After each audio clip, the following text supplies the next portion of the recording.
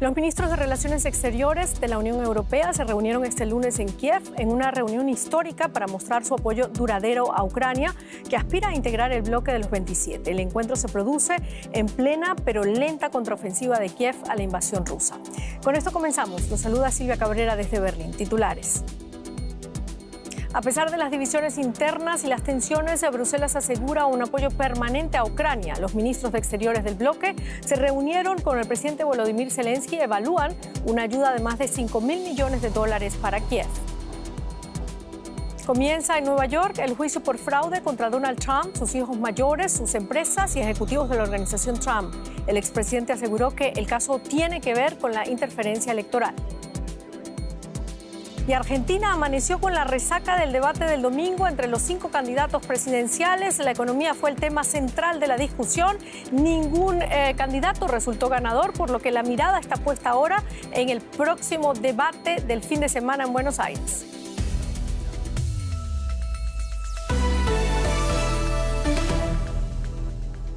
Los ministros de Relaciones Exteriores de la Unión Europea se reunieron en Kiev. La cumbre constituye un hito histórico, pues es la primera vez que se reúnen fuera de las fronteras del bloque. El objetivo de este encuentro era demostrar el decidido apoyo de la Unión Europea a Ucrania, pese a la reciente victoria el pasado fin de semana de un candidato prorruso en las elecciones parlamentarias de Eslovaquia. Una foto de familia y en el centro un aspirante a ingresar en el bloque. La visita sin precedentes de los ministros de Exteriores de la Unión Europea y su más alto diplomático a Kiev es una muestra firme del apoyo a Ucrania. El presidente Volodymyr Zelensky volvió a pedir ayuda en materia de defensa y más sanciones contra Rusia. El jefe de la diplomacia europea anunció que los socios están dispuestos a gastar más dinero para aumentar las capacidades militares de Ucrania. Propongo una nueva dotación bilateral multianual de los fondos europeos para la paz de hasta 5.000 millones de euros para el próximo año solamente. Luego vendrá más. Seguimos entrenando a soldados ucranianos. El objetivo es formar a 40.000 militares ucranianos en los próximos meses, lo que incluye formación especial para pilotos de aviones de combate. El ministro de Exteriores ucraniano aseguró que el apoyo es fundamental. Lo que Putin espera es justamente que Occidente y el mundo se cansen de apoyar a Ucrania en esta guerra. Rusia está destinando enormes recursos en ello, pero no deberíamos caer en ese juego. Y mientras Ucrania se prepara para otro invierno en el campo de batalla, la solidaridad de la Unión Europea es inquebrantable. El mensaje más claro es que el futuro de Ucrania está en el bloque. Y en Bruselas preocupan los resultados electorales en Eslovaquia. El partido pro-Kremlin, Smer, ha ganado las elecciones en ese país. Su líder, Robert Fico, ha sido acusado de populismo con promesas electorales que no casan con la política exterior de la UE, especialmente en lo que se refiere a la guerra de Rusia contra Ucrania. A Fico se le considera cercano al Kremlin. De formar finalmente gobierno, podría poner en entredicho que Bratislava siga apoyando militarmente a Kiev. De repente toda Europa mira a la pequeña Eslovaquia. Su presidenta Zuzana Čaputová le encarga al presidente y líder de la oposición Robert Fico que forme gobierno tras la victoria de su partido. Fico quiere ahora materializar sus controvertidas propuestas sobre la guerra de Ucrania realizadas en campaña. No cambiamos nuestra posición. Estamos dispuestos a enviarle ayuda humanitaria a Ucrania y a contribuir a reconstruir el país, pero ya conocen nuestra posición sobre el envío de armas. Fico rechaza el suministro de armas, poniendo en riesgo la imagen de un Occidente unido, dispuesto a apoyar militarmente a Ucrania el tiempo que sea necesario. Eslovaquia ha enviado casas a Kiev y en su territorio se reparan armamento pesado y tanques de los socios de la OTAN para Ucrania.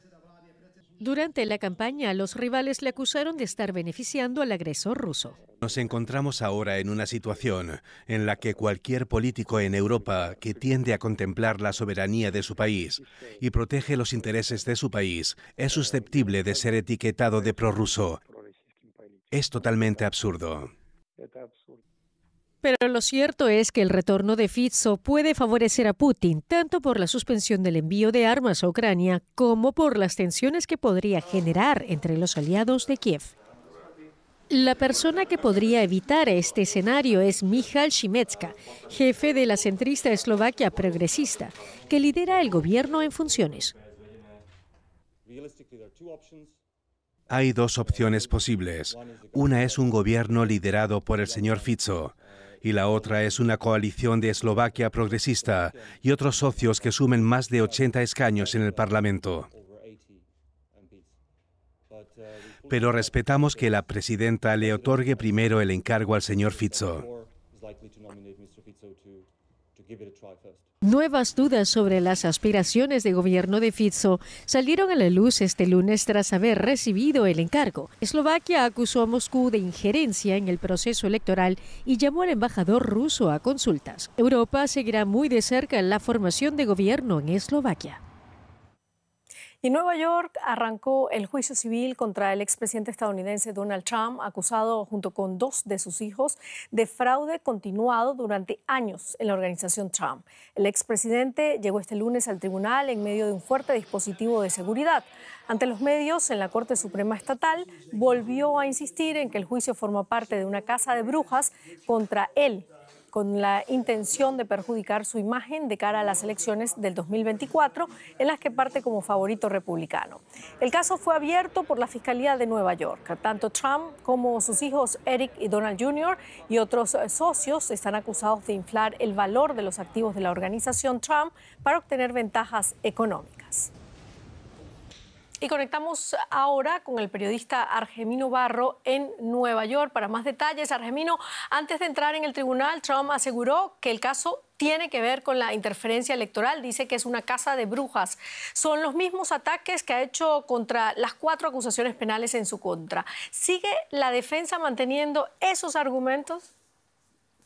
Efectivamente, la defensa lo que hace tiene 2 partes, digamos, los argumentos. Uno es la parte legal, dicen los abogados de Donald Trump que él no cometió ningún tipo de fraude y que esto se debe posiblemente a irregularidades o errores por parte de la contabilidad del Estado de Nueva York. Y luego está la parte mediática, en la que Donald Trump continúa con su intención imparable de retratarse como la víctima de una supuesta caza de brujas de los poderes fácticos demócratas, una especie de campeón popular perseguido por los demócratas de Joe Biden. Esa estrategia le suele dar réditos políticos. Recordemos que en las encuestas está prácticamente a la par que Joe Biden y cada vez que él exprime estas emociones de su base electoral con estas acusaciones de caza de brujas, esto le va bien. Una parte es el juicio con estos argumentos legales y, como digo, la parte mediática quizás esté más destinada, más que al juez, a la opinión pública y a su base electoral.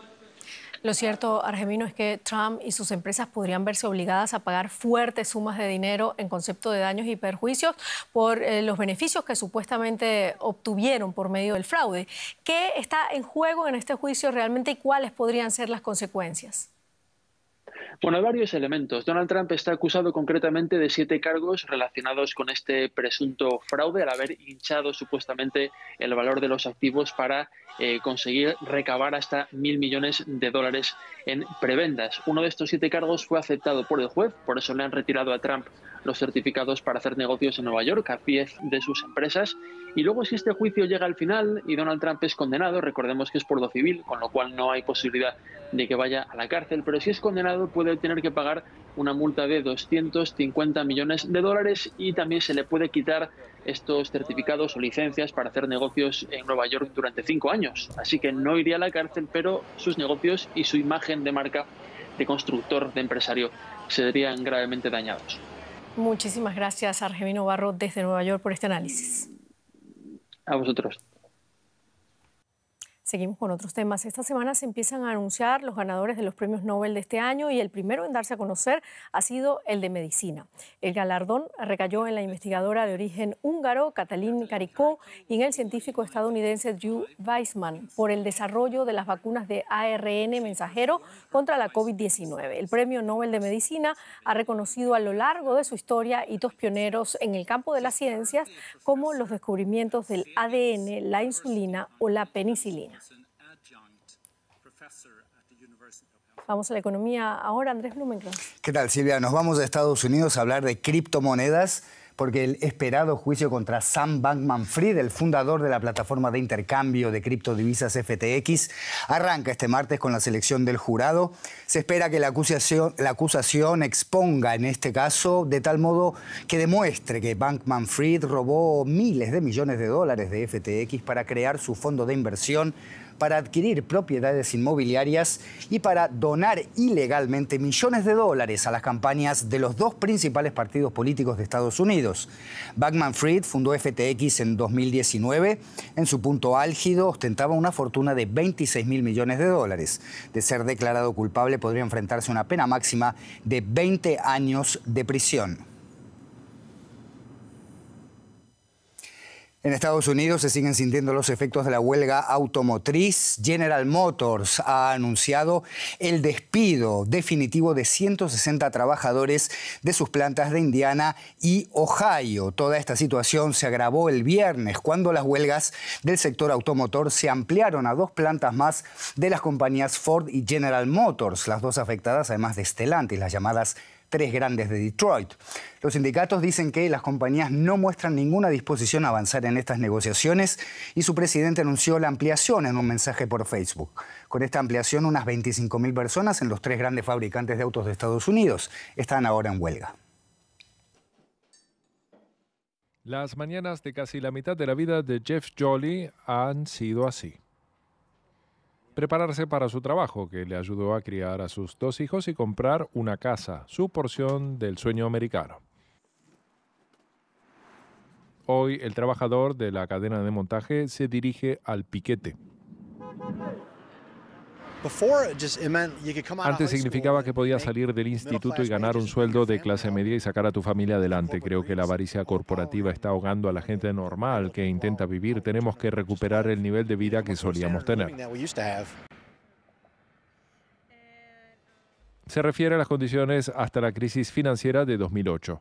Entonces, los trabajadores de Ford, General Motors y Stellantis renunciaron a prestaciones para recortar costes y salvar a sus empresas del colapso. Ahora que los beneficios e ingresos de los jefes de las tres grandes están en máximos históricos, los trabajadores también exigen su parte. Mejores salarios, mismos sueldos por los mismos trabajos, para empleados nuevos y antiguos, pensiones, seguridad social y seguro médico. Me gustaría que estos jóvenes recibieran su pensión. Estamos luchando para que los empleados que han llegado en los últimos 10 años tengan una pensión. Nadie debería estar 30 años en esta fábrica y salir sin pensión. Nos merecemos algo mejor. Nos han quitado cosas durante más de 13 años. Merecemos que nos lo devuelvan todo ahora que estamos teniendo beneficios récord. Estos jubilados, la gente que ha estado aquí poniendo su vida en la cadena de montaje, su sangre, sudor y lágrimas para nosotros. No money, no peace. No money, no peace. Está empezando a hacer frío en el piquete y algunos trabajadores han encendido hogueras para calentarse. Me dicen que están decididos a quedarse el tiempo que haga falta, hasta que consigan condiciones justas. Pero cuanto más tiempo pase, más difícil les resultará sobrevivir. Mientras están en huelga, los trabajadores reciben $500 semanales del sindicato. Es aproximadamente la mitad de su salario habitual. Apenas alcanza para cubrir lo básico. Mi hijo me va a preguntar, ¿qué vamos a cenar esta noche? Y yo le voy a tener que decir, bueno, tengo esto aquí y esto aquí. Hay ramen y perritos calientes. O a lo mejor me apetece un pollo asado y unas patatas. Ya sabes, depende. Así que está bien, pero al mismo tiempo es estresante como madre, ¿entiendes? Tengo que aguantar. Voces como la de Michelle resuenan en todo el país. Los sondeos muestran que la mayoría de los estadounidenses apoyan a los sindicatos. Los poderosos toman nota. En tan solo una semana, tanto el presidente Joe Biden como el expresidente y aspirante republicano Donald Trump viajaron a Detroit a reunirse con los trabajadores para ganarse a los votantes de la clase trabajadora. El sindicato del sector no respalda aún a algún candidato para las presidenciales de 2024. No sé si realmente lo apoyan o solo buscan conseguir votos para Garner, pero pone de relieve lo que está pasando aquí. Por ahora prefiere que la solidaridad centre la atención y confía en que la generación de su nieta pueda tener la oportunidad de alcanzar su versión del sueño americano aquí mismo en Michigan. Una medida de fuerza en Estados Unidos con efectos fuera y dentro de Estados Unidos, y de esto vamos a hablar ahora con Kenneth Smith Ramos. Él es ex jefe de la negociación técnica que dio forma al nuevo tratado comercial de México con Estados Unidos y Canadá. Es también socio de la consultora Agón. Kenneth, gracias por estar con nosotros. Empecemos por la producción en México, cerca de la frontera, la más beneficiada por la deslocalización cercana o lo que llamamos nearshoring. Venimos escuchando que esta huelga presenta oportunidades, pero también riesgo. ¿Cómo lo ve usted? Sí, muchas gracias, Andrés. Pues definitivamente es un riesgo. Hasta ahora no ha habido un daño mayor a las plantas que operan en México. Como tú sabes, hay una enorme integración de los sectores productivos en automotriz entre México, Canadá y Estados Unidos. México exportó más de 112,000 millones de dólares el año pasado en productos automotrices a Estados Unidos. Muchos de ellos son vehículos terminados, pero por supuesto también autopartes, componentes que entran en la cadena de valor y la producción de automóviles en Estados Unidos. La industria nacional de autopartes mexicana señala que la afectación por ahora de la huelga es de alrededor de 80 millones de dólares, que es una cifra importante para cualquier sector, pero cuando hablamos de miles de millones de dólares en el sector automotriz, todavía no es tanto. El riesgo es que si esto se expande, por supuesto podría tener un impacto negativo, porque muchos de los modelos que se producen por parte de las Big Three en Estados Unidos utilizan muchos componentes de México. Entonces ese es el riesgo, que esto se siga extendiendo. Ya son 2 plantas más, centros de distribución en Estados Unidos, y ese podría ser el riesgo a largo plazo para el sector automotriz mexicano de no solucionarse la huelga. Kenneth, estas llamadas 3 grandes automotrices de Detroit tienen beneficios récord, pero no responden a las demandas de los sindicatos.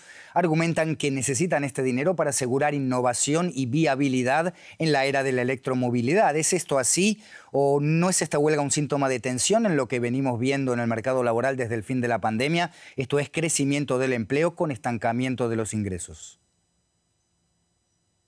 Sí, mira, por supuesto, la pandemia generó enorme distorsión en todos los sectores productivos. Lo que hemos visto es una recuperación fuerte del sector automotriz en América del Norte, una relocalización, como ya mencionabas al inicio, de plantas de diferentes partes del mundo que están llegando a México a producir tanto vehículos ligeros como autopartes. Y lo que sucede en Estados Unidos es que hay una brecha importante en estos momentos entre lo que pide el sindicato, el UAW, que son incrementos de hasta 40% en los salarios, mientras que las empresas están dispuestas a llegar hasta un 20%. El argumento del sindicato es que el sector sigue creciendo, pero que los beneficios se van principalmente a los directivos de las empresas, a los grandes ejecutivos, y que no hay un impacto real para los trabajadores. La realidad, por supuesto, desde el punto de vista de mantener la competitividad del sector automotriz en Estados Unidos, va a ser muy importante que lleguen a una solución en un punto intermedio. Tampoco pueden hacer demasiado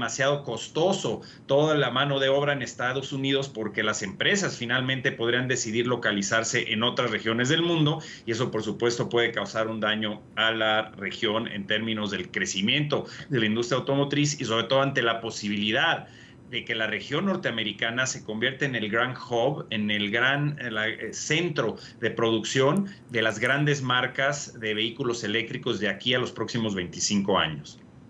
Kenneth Smith Ramos, en Ciudad de México, muchas gracias por esas informaciones. Hasta cualquier momento. Un placer, Andrés, como siempre. Muchas gracias. Sigue la información en Deutsche Welle con mi colega Silvia Cabrera. Gracias, Andrés. Hablamos nosotros ahora de Haití.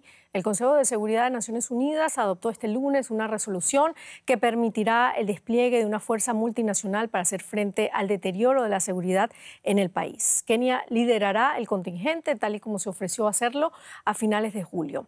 En el segundo semestre del 2023 se registró en el país caribeño un aumento del 14% de víctimas de asesinatos, secuestros y lesiones relacionadas con bandas. La ONU descartó desde un primer momento el envío de cascos azules después de que su última misión desatara un brote de cólera por un vertido de aguas contaminadas. Y la oposición venezolana rechazó este lunes la propuesta del Consejo Nacional Electoral de posponer en casi un mes las primarias del 22 de octubre. En las elecciones internas se va a definir al abanderado que enfrentará a Nicolás Maduro en las presidenciales del 2024. En un comunicado, la Comisión Nacional de Primaria, el órgano encargado de organizar las internas, aclaró que la planificación del proceso ya está muy avanzado y tras consultar a candidatos y partidos políticos, se decidió mantener la fecha. La autoridad electoral había propuesto la semana pasada aplazar las primarias para el 19 de noviembre a fin de poder ofrecer asistencia técnica para automatizar la votación y aumentar el número de centros de votación. Y en Argentina hubo debate electoral el domingo y hoy tenemos las reacciones. Analistas creen que a pesar de lo que se esperaba, no hubo golpes fuertes que inclinen la balanza hacia algún lado del espectro político.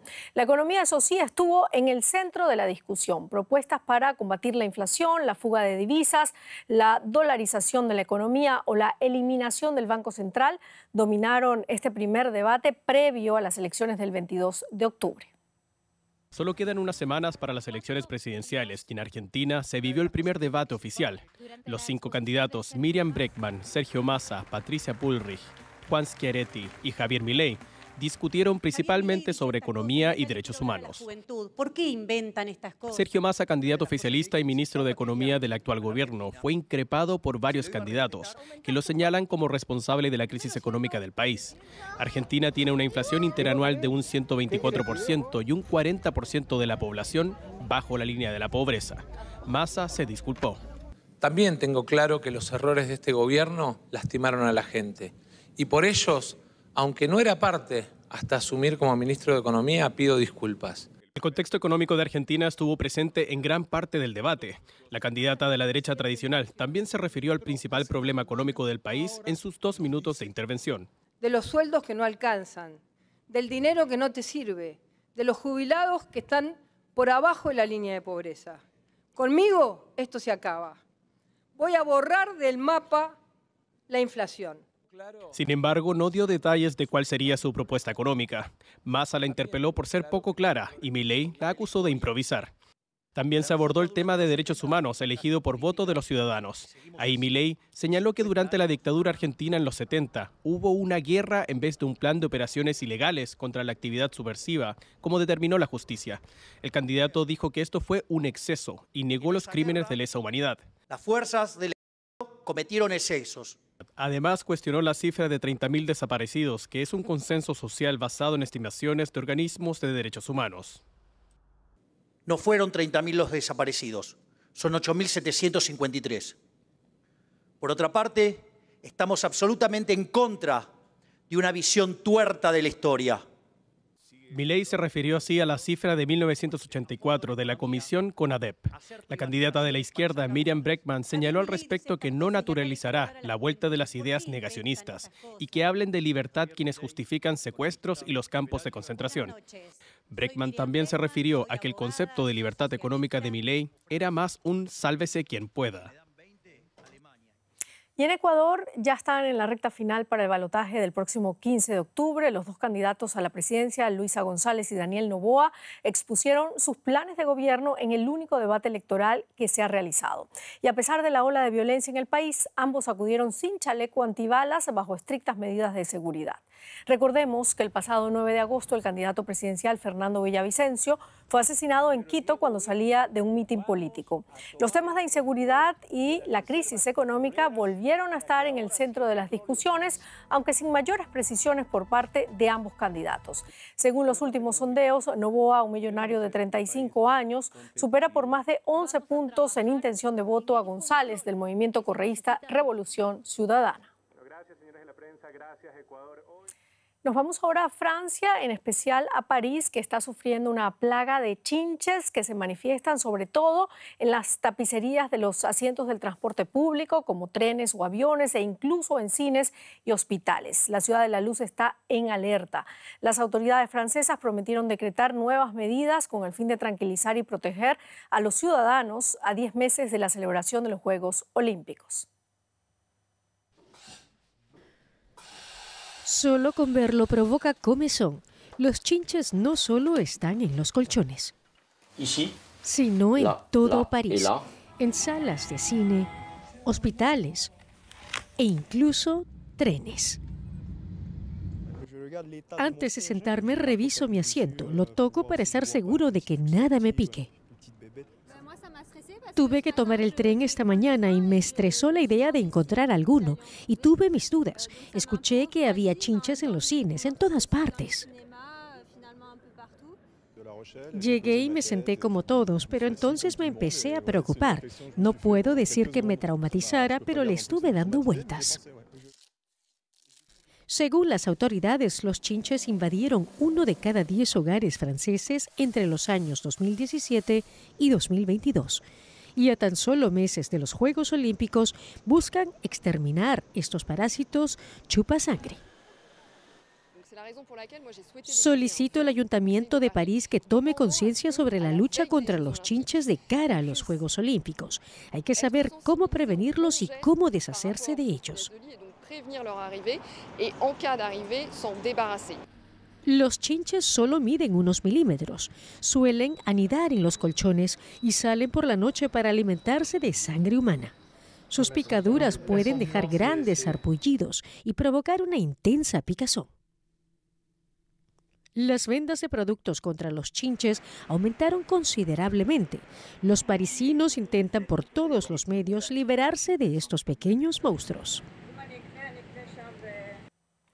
Y con esta noticia terminamos nuestro informativo. Muchísimas gracias por habernos acompañado. Hasta luego.